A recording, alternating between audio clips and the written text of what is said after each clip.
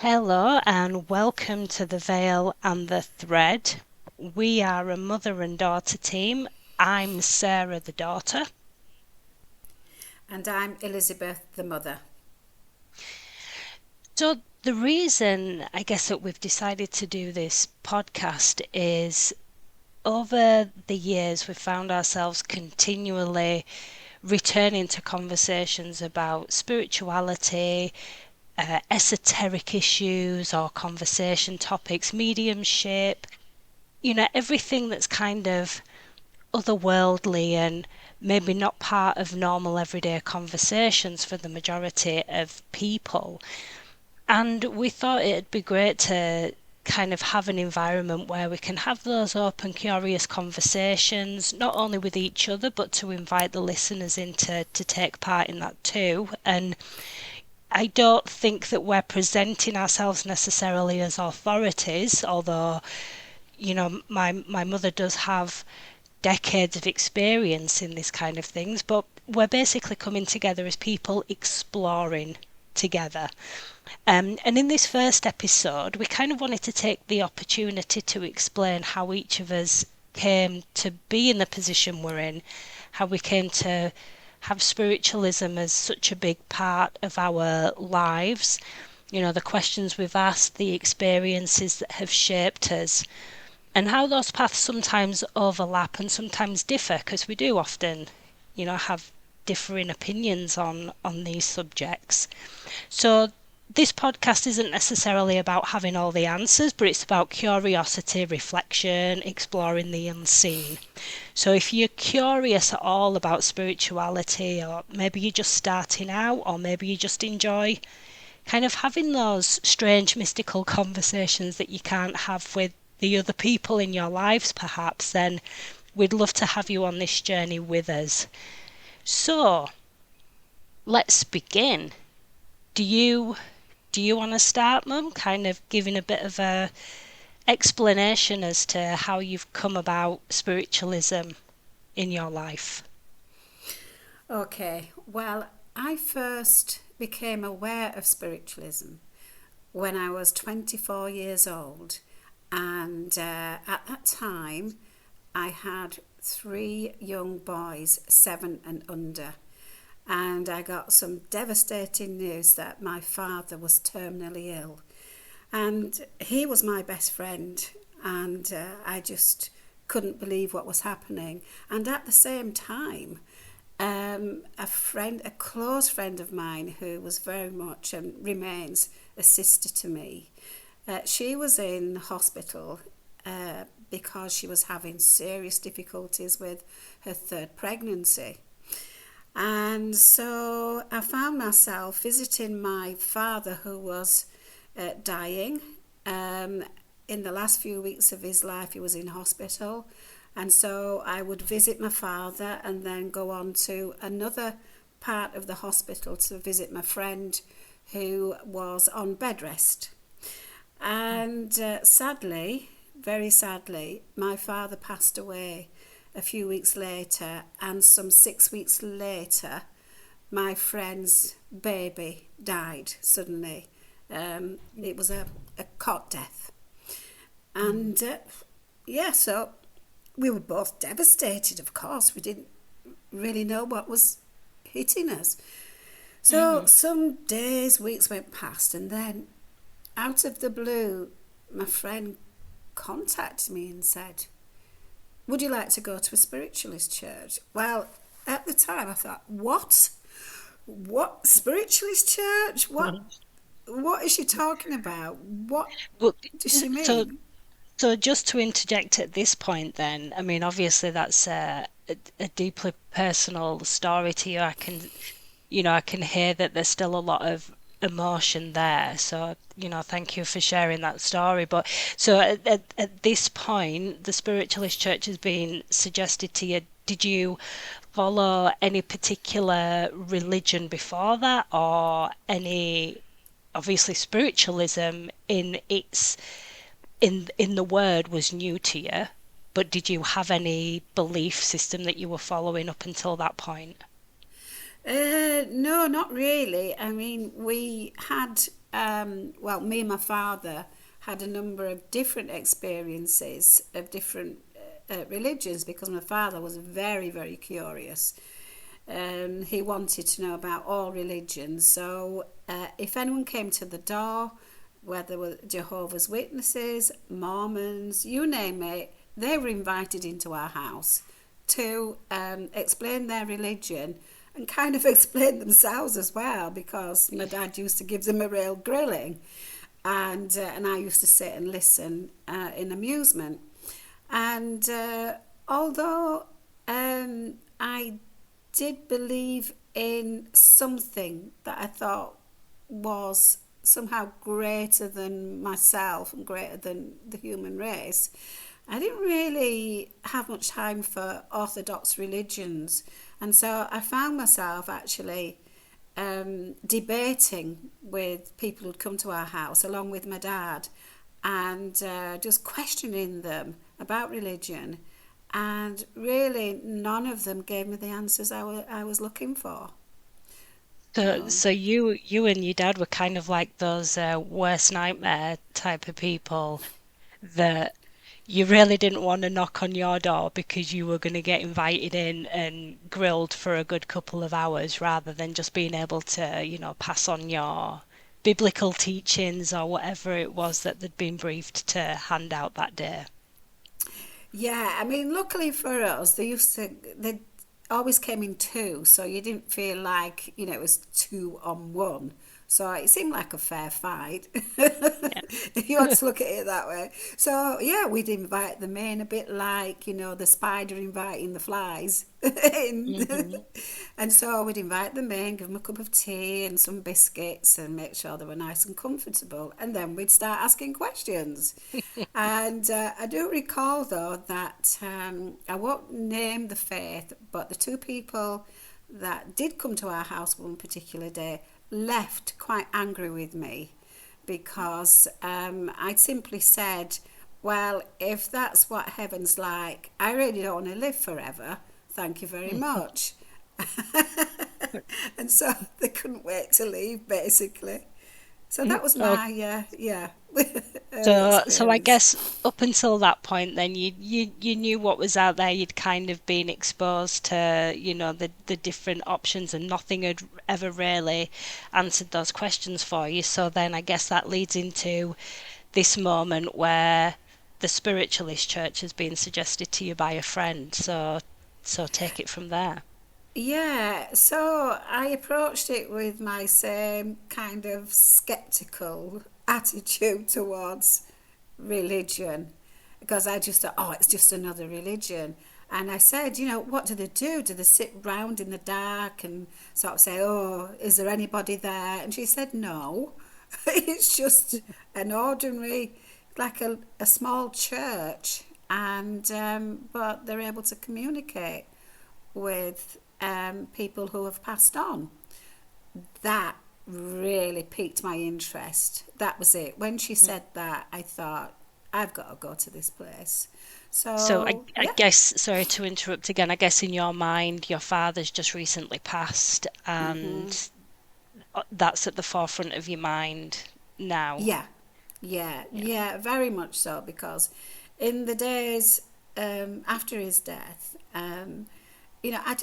I kept wanting him to come back and let me know that he did exist somewhere.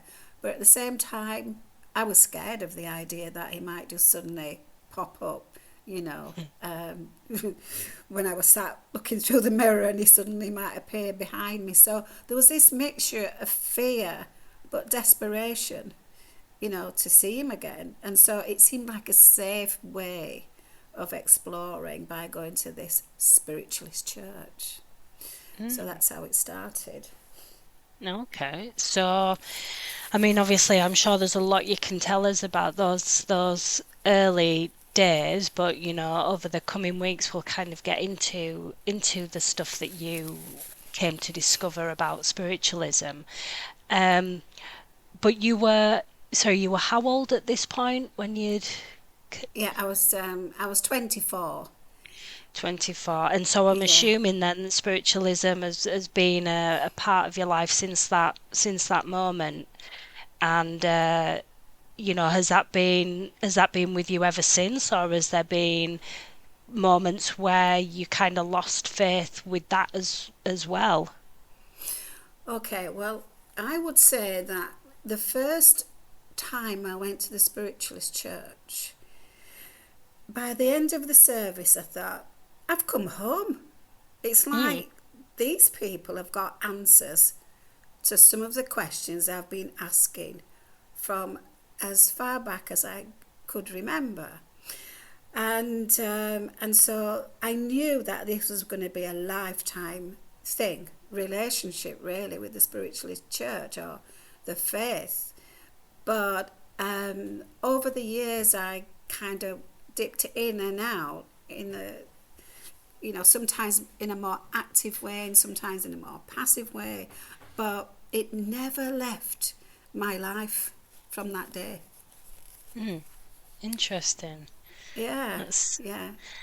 I guess one of the burning questions that people might have, and obviously this is something we will talk in more depth about over the coming weeks of, when somebody passes, about how it's maybe not always necessarily a good idea to try and have contact with people that have passed, immediately, because they also go through their own healing process. But I'm sure people will be wanting to know, did you start to get some of the answers that you were looking for in regards to connecting with your dad once he'd passed? Well, I think you touched on a really, really important area for me and something I've learned over the years about actually making contact with the spirit world. And I honestly think that when somebody passes over, sometimes they need time to themselves and need time to heal on the other side before you make contact. But at the same time, I think a lot of people's experience is similar to mine in that within days of my father passing, probably within 48 hours, I had a very profound dream about him. And when I woke up, I had to ask myself, was it real or did I dream it? Because it felt like real, it was reality to me. And in the dream, he was stood behind me actually as I was looking through a mirror. And I Mm, wasn't afraid. And he just said to me, I haven't left you.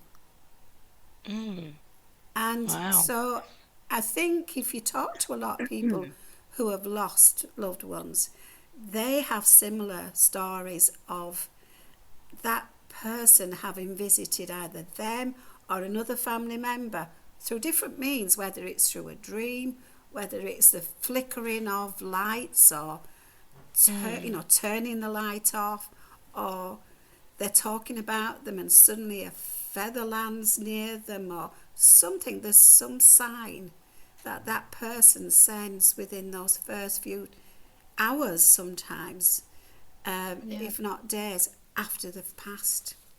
And I guess that's a way of them communicating with you on their own terms, because they may be, depending on how spiritually developed or evolved they were in life, that perhaps is going to determine how strong or developed they are once they've passed as well. So, you know, it, it having those different ways of them communicating with you or showing themselves to you, so it might not be as obvious as you walking down the street and all of a sudden somebody appears in front of you. It might actually be through dream form, or even just through our own intuitive thoughts. A thought pops into the mind that you think, that thought hasn't come from me. That thought sounds like something my mother would say or my father would say. So I think it's interesting, the concept of remaining open to the different ways that communication can show itself, particularly in the early days. Yeah, absolutely. It can be extremely subtle. It can be just a feeling that somebody's there or a smell, and you think that smells like the tobacco my father smoked, or a perfume that somebody wore.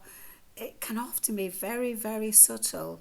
to the point where you think, is it just my imagination?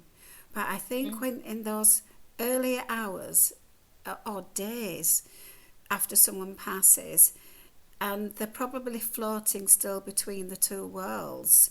And so in that time, I feel personally that it can be easy for them to make those vital links that they want to say, look, I'm still here, I'm okay. But then as they move further into the spirit world, I think that's when we need to give them some time and space to heal, particularly when someone's passed with a very difficult, lengthy illness that's left them completely exhausted. You know, I think they need that, Yeah. often need that healing time.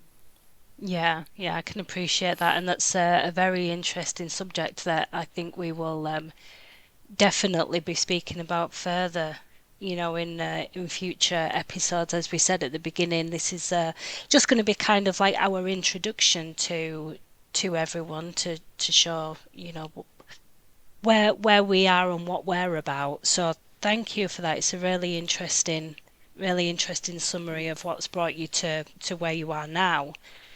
Um, Can I just ask you, yeah. Sarah? Can I ask you what brought you to this belief, if you like? Was there any one thing? Was it, you know? Yeah, well, I guess for me it was a very different story because, as your daughter, this was something that was kind of, it was already in the family when I was, brought into the world. You'd already kind of started your spiritual journey, so it's quite a different thing for me. And I was thinking about this the other day because I was thinking, what did bring me to spiritualism? Was it anything in particular, or was it just kind of assumed that, how religion is passed on in the family, it would just be assumed that I would follow this belief because it was already there in front of me.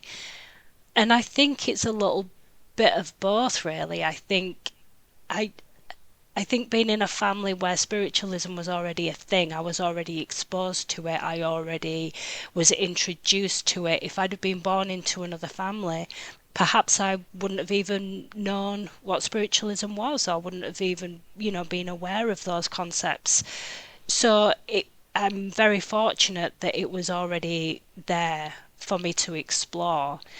And having you as a parent also meant that it was never assumed that I would follow in those same beliefs. We do have Roman Catholic beliefs within our family lineage, and I went to Catholic school as a child, so there was always that Catholic background for me as well. So, which, to be honest, doesn't always go hand in hand with the spiritual beliefs, Yeah. So it was never assumed, I guess, that I was going to follow in those beliefs. But I guess as a child, there was so much about it that just instinctively made sense to me. I think when you look at spiritualism and its foundation, it's it's the belief that life doesn't end when the physical body expires. But also, there's so much else around it, which is about love and consideration of others and basically just being a good person. Which I guess when you take a lot of the ugliness that has crept into different religions over the past few hundred years, essentially that's what religion is attempting to be. It's just about being a good person and treating each other as you want to be treated yourself. And so that just made sense to me.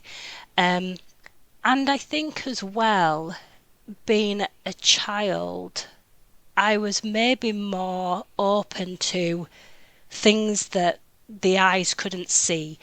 I was a little bit more open to gut feeling, intuition, having those energies as a child that, many people refer to as imaginary friends. And then when you come from a spiritual background, you kind of think was that an imaginary friend? Was it just a figment of the imagination, or was it, was it something different?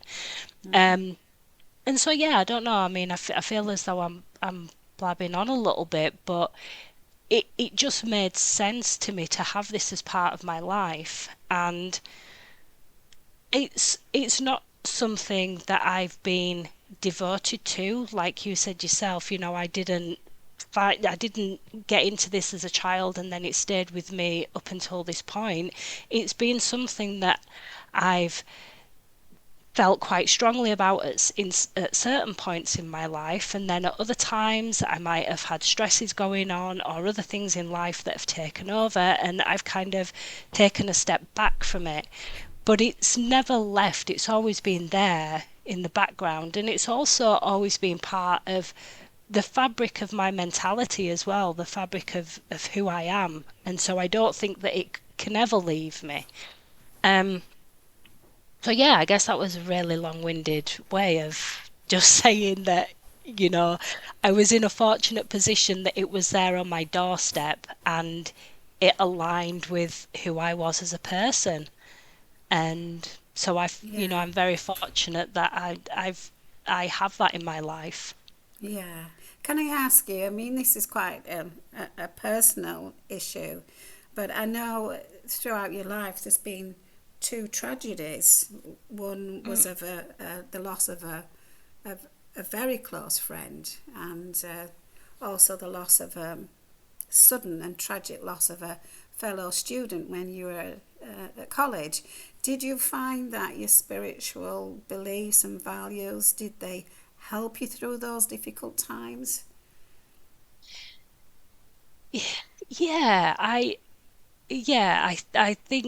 think so. I think it can be a little bit of a double-edged sword because for the friend that you speak about that was quite a close friend when we were younger, that was a passing that was very, very difficult for me, and it took a lot of years to kind of process that and move on from it. And as part of those years of grieving, there there was part of me that wanted communication, and I don't know, I think maybe in my grief stricken state perhaps there always were signs that I was just missing, but I always wanted more concrete communication, and I the spiritual part of me was thinking, I know you are there. I know that your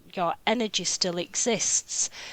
So why won't you speak with me? Why won't you communicate with me? And I think that was quite difficult because it brought about so much frustration in not seeing these signs or not feeling as though I was getting any communication. A very, very selfish place to come from, I admit, but I think when you know that there's something else there, you can get really frustrated when you don't feel like you're getting the communication and the answers that you want. And so I think perhaps sometimes it's easier to think, well, that life is just over and there's nothing else after that. So why am I looking for anything else?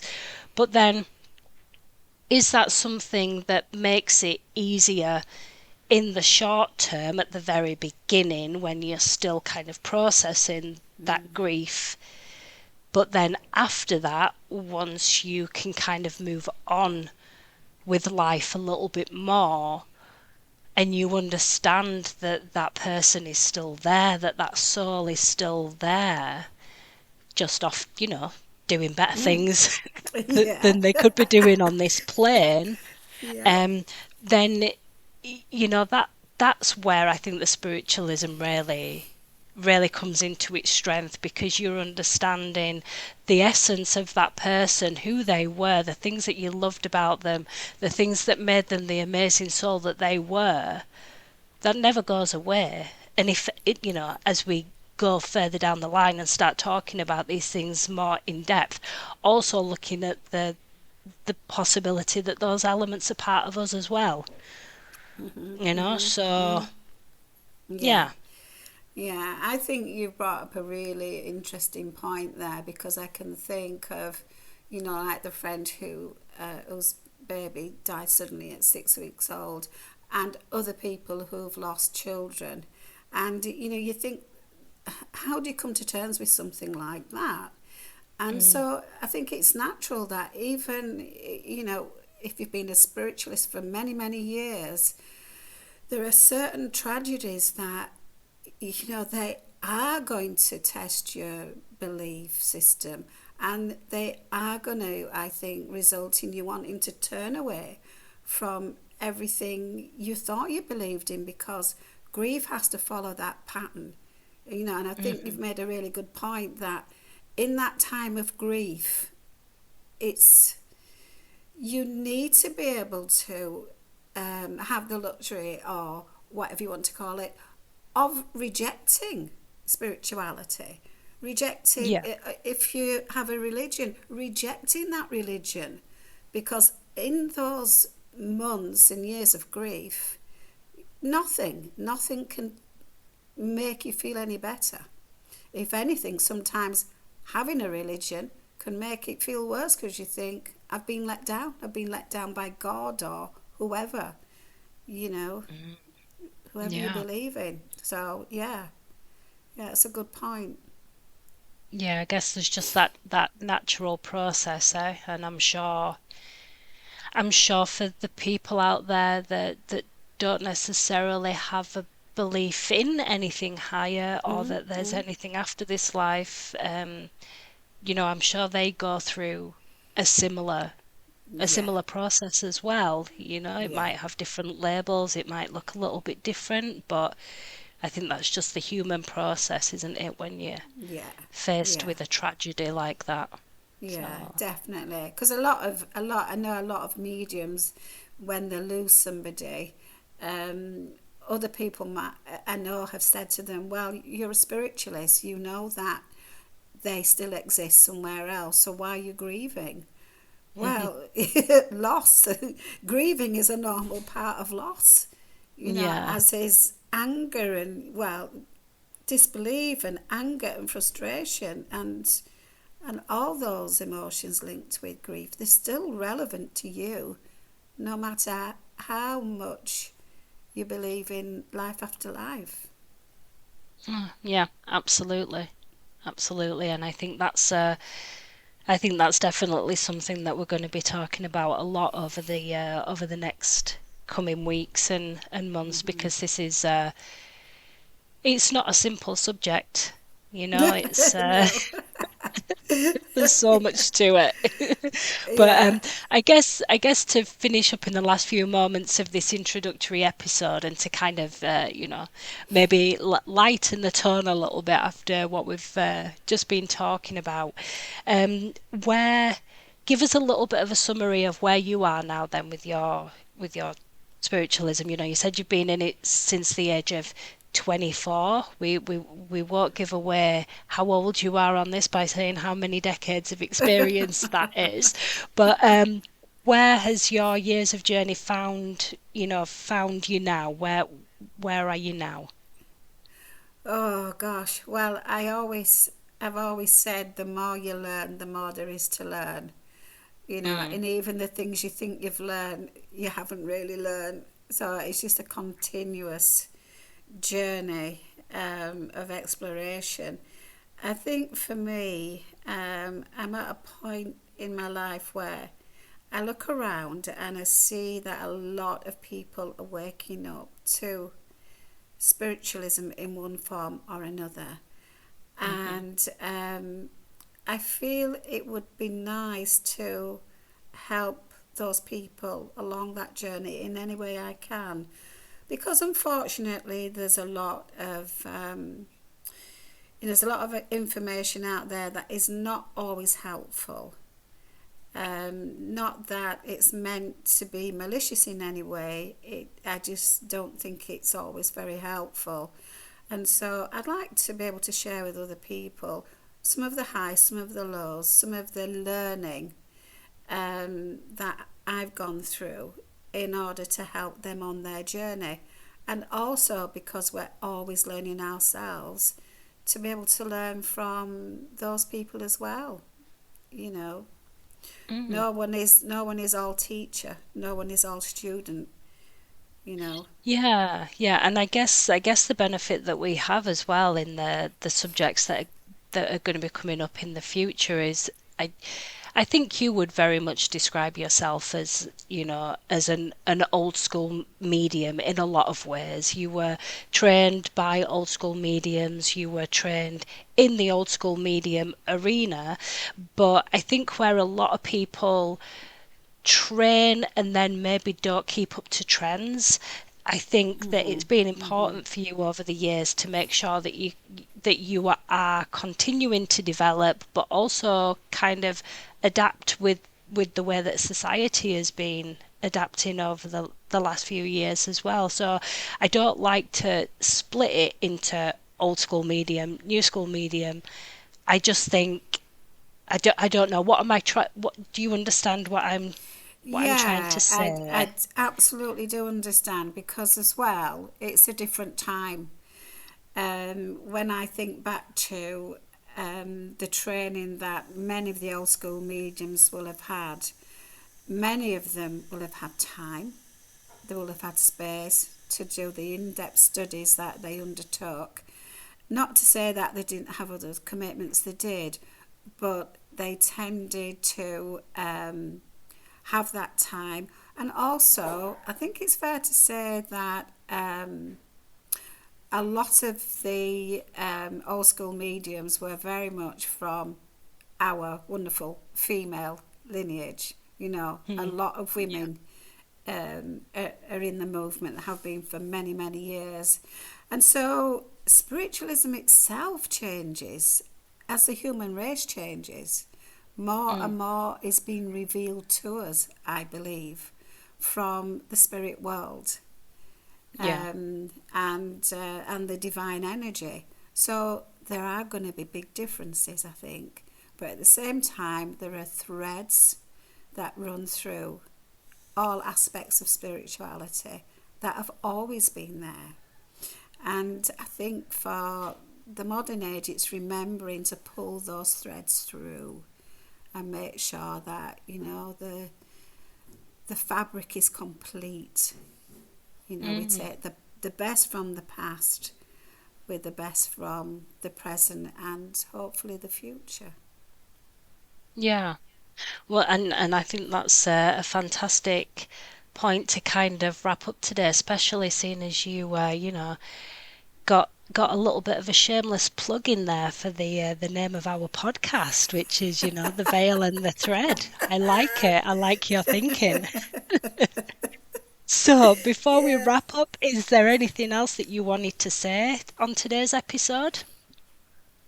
Uh, no, other than if you like what you've heard, please, stay with us for the future.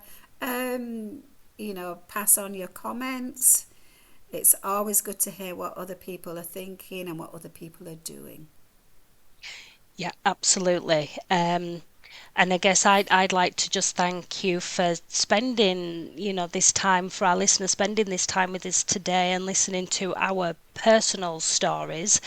As we said, this first episode was really about beginning, about looking at where our personal curiosity around spirituality started and how it's evolved over time.